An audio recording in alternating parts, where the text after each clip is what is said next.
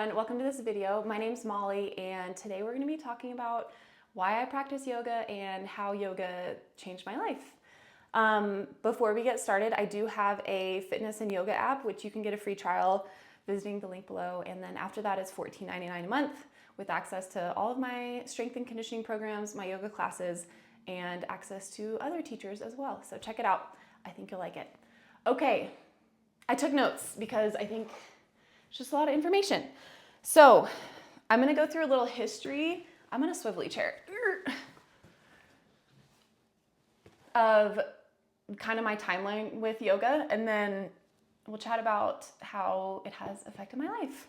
So I started yoga I had done a few classes prior to this, but I really started incorporating it into my life more in 2019 as a way to be more gentle with my body. I come from a history of overexercise, and I felt like my body was just feeling a little bit run down. I knew I was doing too much. So yoga was a chance for me to be more gentle with myself. And I have predominantly throughout my whole yoga journey done online yoga. I have popped into some classes here and there, but for me, it just fits in better with my lifestyle. And I've found a handful of teachers online who I absolutely love. So yeah, that's been great. I did notice that over time though, my kind of maybe addictive personality or like masculine energy or competitiveness led me to even treat yoga as this, let's do more, let's pursue the more intense postures, let's treat it as a checkbox. So my practice started as like a gentle return to body, and then it got progressively more intense, which is honestly, it's so fun to do those intense vinyasa flow classes. I get it. There's a time and a place, but it just started to feel like it was defeating the purpose for me. So in 2020, the whole world changed, obviously. And I attended this meditation group with Nicole Wild, a yoga teacher online who is amazing. And it really introduced me to the non-asana, so non-physical posture side of the practice, including stuff like pranayama, breath work, meditation, removing stimulus from the outside world so you can return to yourself, so you can kind of remove the veil or whatever blockages might be going on and have a more clear, unobstructed view of reality. And there's also so many beautiful like practices within. Yoga has 8 limbs. Asana, or the physical postures, is one of them. Pranayama, breathwork, is one. Meditation is one. Withdrawal of senses is one. The first 2 are the yamas and niyamas. And these are ways that you interact with yourself and ways that you interact with others, including things like non-harm, truthfulness, generosity, non-grasping, putting in the commitment, like the daily tapas, fire commitment.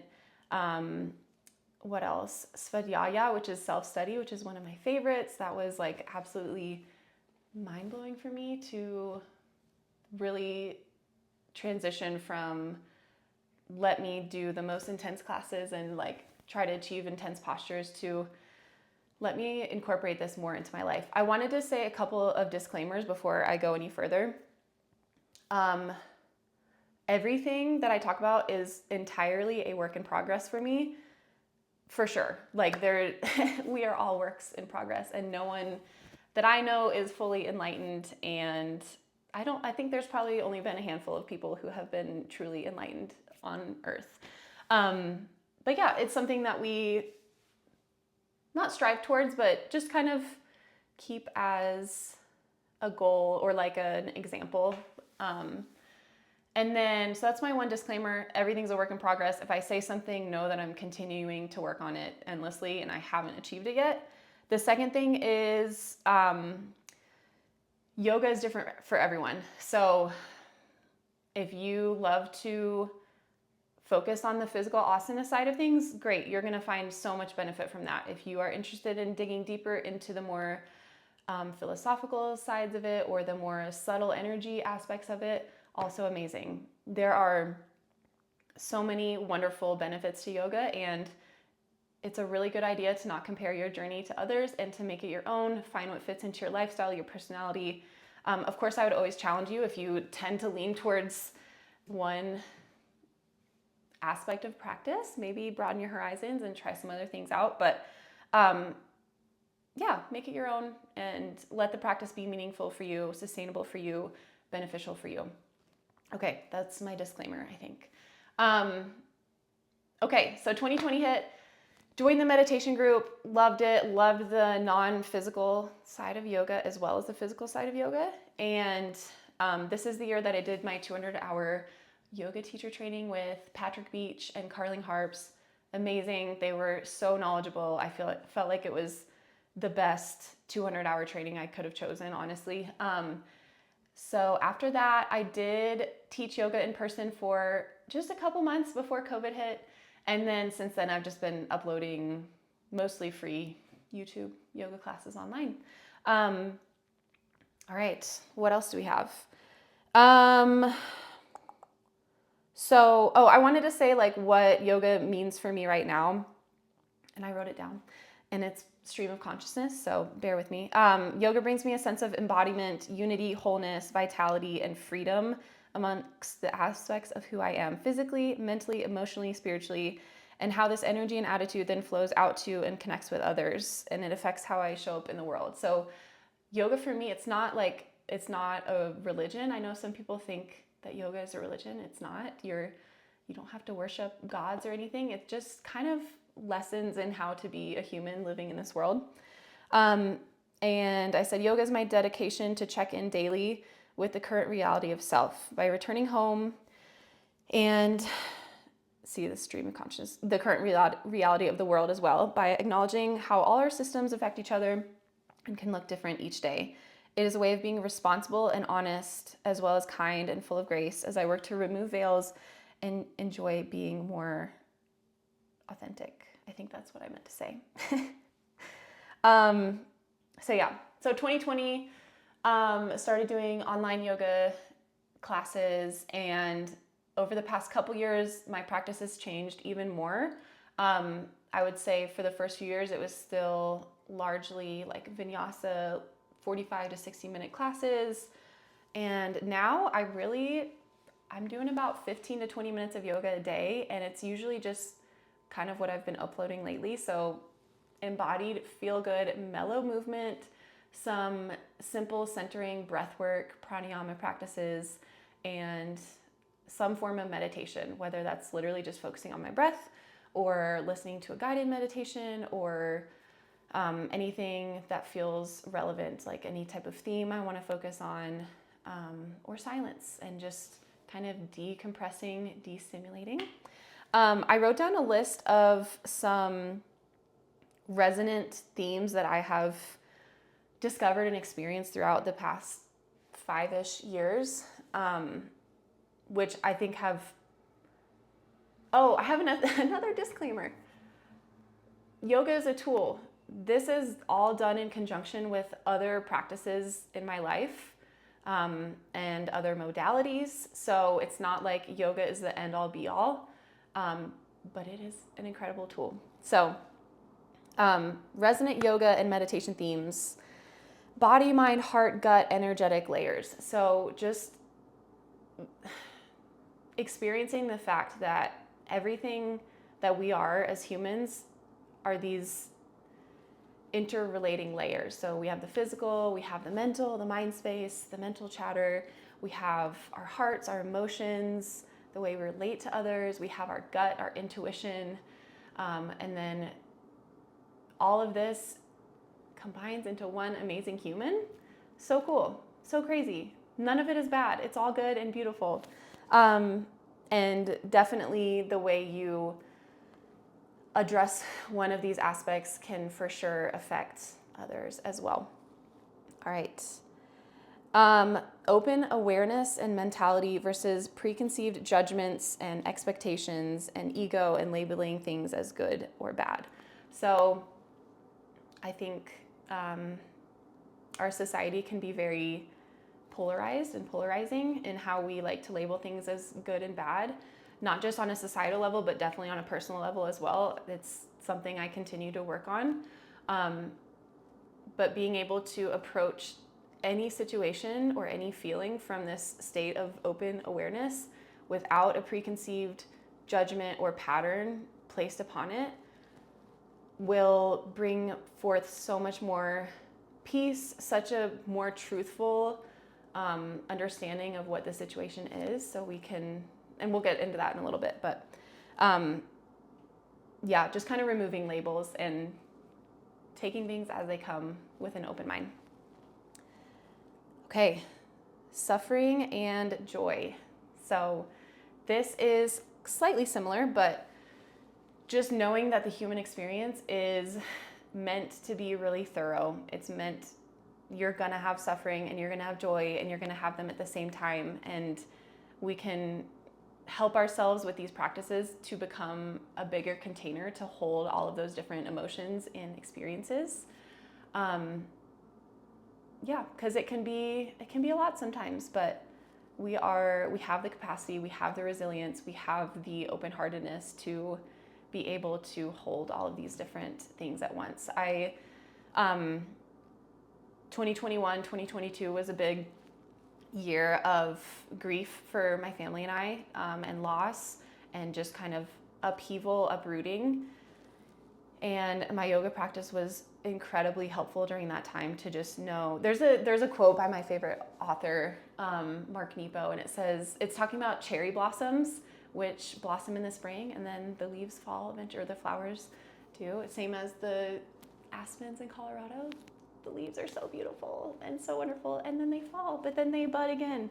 And the passage says, neither the bareness of the trees nor the fullness lasts, but it always returns. So this idea of impermanence, trying to not hold on to a good feeling, trying not to grasp onto it too tightly and holding it with an open hand. And then on the other side, trying not to really let yourself sink into a more difficult emotion or circumstance, because that will change as well. Impermanence and change in this world is inevitable. Look at the seasons, look at nature, it's all around us. And the more that we can understand that as part of our reality, the less we will try to hold on to things or push things away. That's another kind of philosophical side of the yoga practice. There's the tendency of humans to either cling to things or to have this sense of aversion. So we either try to cling tightly or push things away. I think it's called like raga and dvesha in Buddhist philosophy. And those are, what do they call them? I can't think right now. Basically like forms of human suffering. Like if you tend to do these things, you are inviting more suffering into your life. So anyways, long story short, suffering and joy, impermanence, holding it all. Okay, madhya, which is Sanskrit for gap space. So this is seen as the space between a stimulus and a response. So if we practice on the mat with our bodies, with our breath, with our meditative states, we can hold more space. We can take our time. We can be more patient. We can notice our habitual patterns and tendencies and reactions. And if we choose to take that 1 second more of space and instead of reacting, choosing to respond, just notice what happens with your anger, frustration, impatience, criticism of others, judgment of others. Again, still something I'm working on all the time, but the gap space is one of my favorite lessons I have learned. There's a quote by Viktor Frankl, who was a Holocaust survivor, and he was in internment camps. And his quote says, oh man, I should have wrote these down. What was I thinking? It's like the space between stimulus and response is where you have the most amount of power as a human to respond. So look that up. It's much better than what I just said. Okay, next thing, presence. Presence is such medicine for me. It has been like my heart's song for the past several years, returning to presence. It leads to less anxiety and just a full-on feeling of gratitude. And I love it. So we learn how to be present, again, by noticing sensations in our bodies, in our breath, on the mat. How can we hone in our attention, take away distractions and stimulations from the outer world? We practice being present on the yoga mat, and then we're able to take this out into our lives while we're playing with our family, while we're working, while we're doing chores, while we're with our partner, while we're playing with our kid. And it's so beautiful. It enriches your whole life if you're able to take yourself away from past regrets, from future worries, and know that this moment is actually all that is real. And then you get to soak it up more. So love that. Okay, nervous system regulation and capacity. The yoga practice has a lot of tools. Definitely mostly like breath work, but also like humming, self-touch to regulate our nervous systems and move us from a state of parasympathetic fight or flight into, sympathetic fight or flight to parasympathetic rest and digest, and just kind of taking away the intensity that some of these triggers can bring on, and use tools of breath and movement and stillness to destimulate. My husband just went biking. How was it? It was so fun. Good. I'm filming a video about yoga. Do you want to share?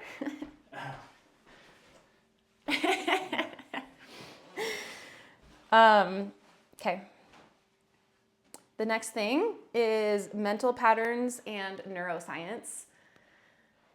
This kind of goes along with the gap space or the madhya I was talking about earlier. I come from more of like an addictive personality, and the yoga practice has really helped me to take that time and space I need to detach myself from maybe habits or patterns that I have fallen into.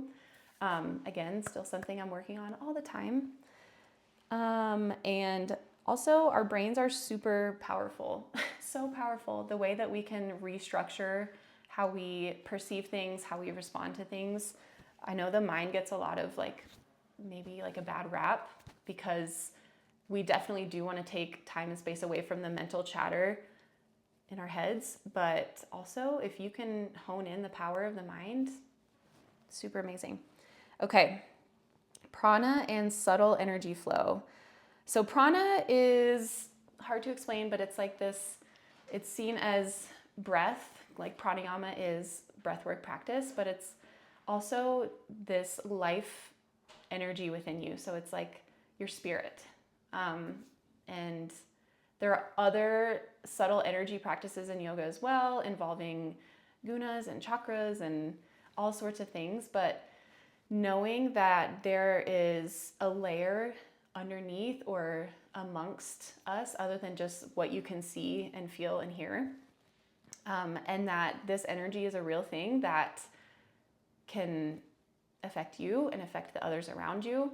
So yeah, there are practices within yoga that are amazing at studying these subtle energies and this flow of life force. You can even just feel when you're kind of in tune with that spirit and that flow of life.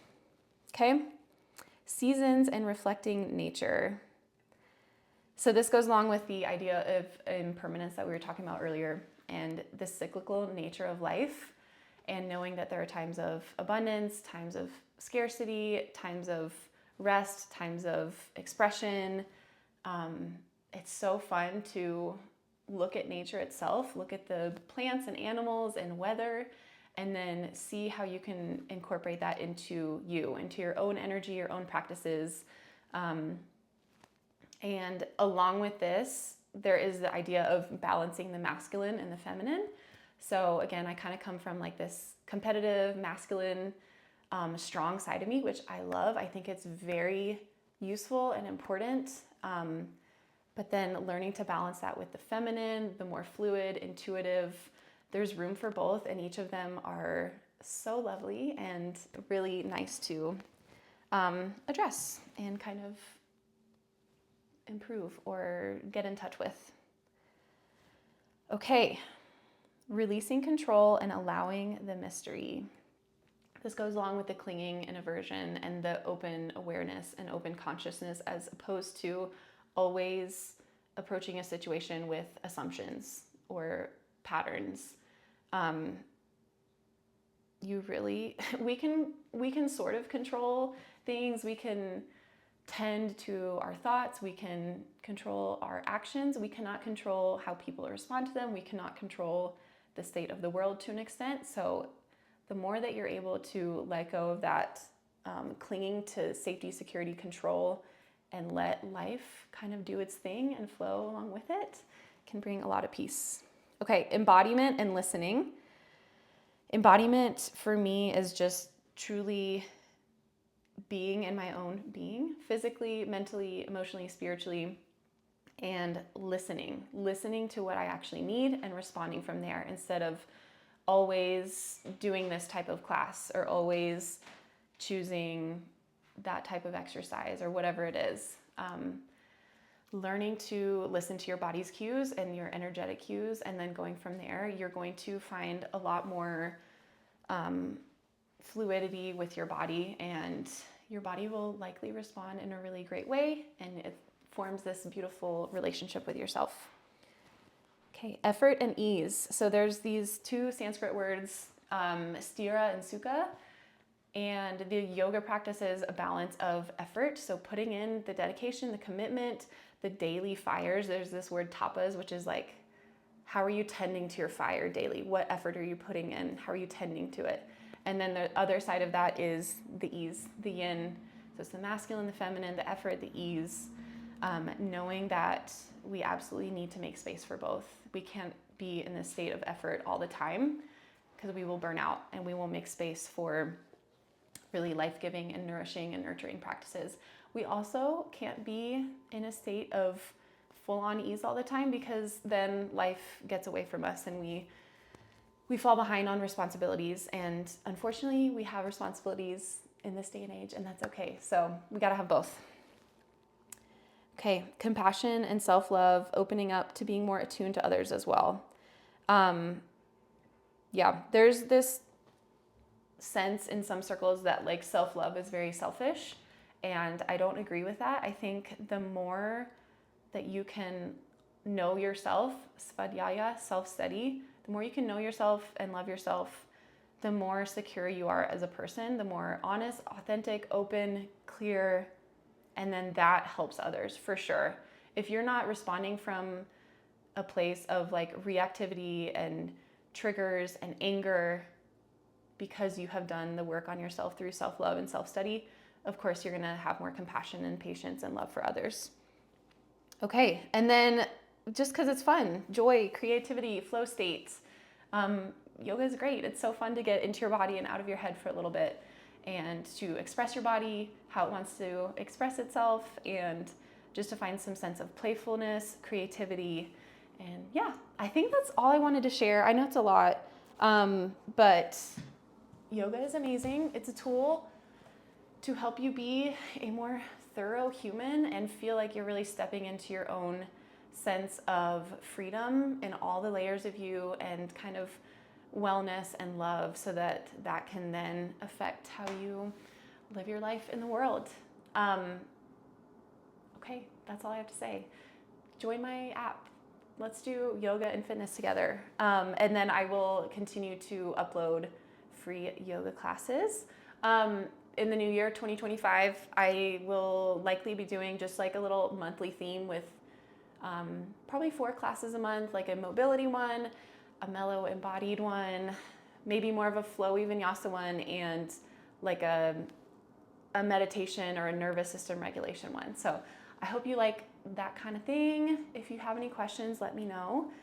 Like any questions at all, I would love to help more people get into yoga, because it truly changed my life. So thank you for being here, and I'll see you in the next video.